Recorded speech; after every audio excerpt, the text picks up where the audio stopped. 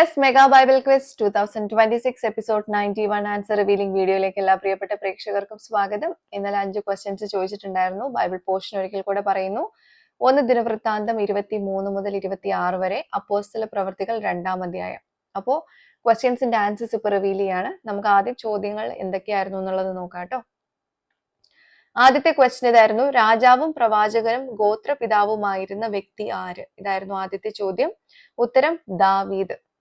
അപ്പോസ്തല പ്രവർത്തികൾ 2-ാം അധ്യായം 29-ാമത്തെ വാക്യം, 30-ാമത്തെ വാക്യം, അതുപോലെ 1 ദിനവൃത്താന്തം 26-ന്റെ 26-ാമത്തെ വാക്യത്തിലാണ് ഈ ഉത്തരം നമുക്ക് കാണാൻ പറ്റുന്നത്. ഓക്കെ.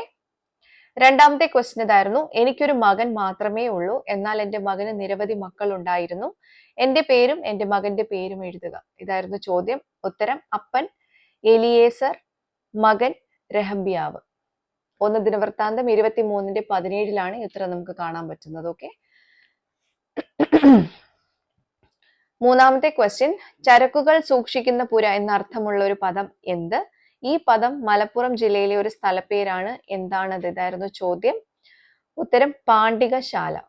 1 ദിനവൃത്താന്തം 26-ന്റെ 15-ലാണ് ഈ ഉത്തരം നമുക്ക് കാണാൻ പറ്റുന്നത് കേട്ടോ. അധികം കൺഫ്യൂഷൻസ് ഉണ്ടായില്ല എന്ന് കരുതുന്നു കേട്ടോ. നാലാമത്തെ ചോദ്യം, ദൈവം അവനെ അനുഗ്രഹിച്ചിരിക്കുന്നു ആരെ? ഇതായിരുന്നു ക്വസ്റ്റ്യൻ. ഉത്തരം ഓബേദ് ഏദോമിനെ. 1 ദിനവൃത്താന്തം 26-ന്റെ 4-5 വാക്യങ്ങളിലാണ് ഈ ഉത്തരം നമുക്ക് കാണാൻ പറ്റുന്നത്. ഓക്കെ. ഫൈനൽ ക്വസ്റ്റ്യൻ, അഞ്ചാമത്തെ ക്വസ്റ്റ്യൻ ഇതായിരുന്നു, എനിക്ക് 17 മക്കളുണ്ട്, എല്ലാ മക്കളും വാദ്യകലയിൽ നൈപുണ്യമുള്ളവരായിരുന്നു, ഞാൻ ആര്? ഇതായിരുന്നു ചോദ്യം. ഉത്തരം ഹേമാൻ. 1 ദിനവൃത്താന്തം 25-ന്റെ 5-6 വാക്യങ്ങളിലാണ് ഈ ഉത്തരം നമുക്ക് കാണാൻ പറ്റുന്നത്. അപ്പോൾ എല്ലാ ആൻസേഴ്സ് കറക്റ്റ് ആയിട്ട് കിട്ടിയിട്ടുള്ള എല്ലാവർക്കും കൺഗ്രാറ്റുലേഷൻസ്. ഒന്ന് തെറ്റിപ്പോയിട്ടുണ്ടെങ്കിലും വിഷമിക്കേണ്ട കാര്യമില്ല, ഇല്ല ഫുള്ള് തെറ്റിപ്പോയിട്ടുണ്ടെങ്കിലും വിഷമിക്കേണ്ട കാര്യമില്ല. അടുത്ത ബൈബിൾ പോർഷൻ പറഞ്ഞു തരാം. 1 ദിനവൃത്താന്തം 27 മുതൽ 29 വരെ, 2 ദിനവൃത്താന്തം 1-ാം അധ്യായം, അപ്പോസ്തല പ്രവർത്തികൾ 3-ാം അധ്യായം. ഈ പോർഷനിലായിരിക്കും ക്വസ്റ്റ്യൻസ് ഉണ്ടാവുക.